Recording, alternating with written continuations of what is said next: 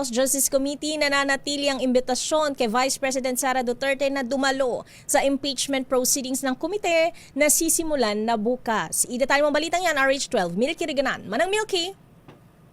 Kaya ay handang maghintay ang House Justice Committee sa desisyon ni Vice President Sara Duterte na dumalo at sumipot sa impeachment proceedings na sisimulan na bukas.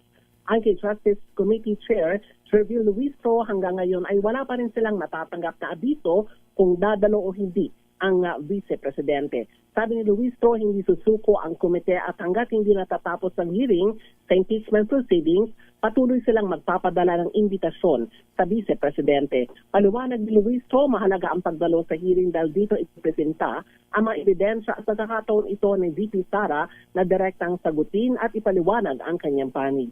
Dagdag pa ni Luistro, matagal na ang issue ng confidential funds at sa impeachment proceedings, ang tamang venue para marinig ng taong bayan ang sagot ni VP Sara. Naniniwala si Luistro na karamihan sa ating mga kababayan ang gusto ng marinig ang sagot ng Vice Presidente at huwag sayangin anya ang pagkakataon na humarap sa impeachment proceedings at patunayan na lahat ng mga bintang ay walang katotohanan.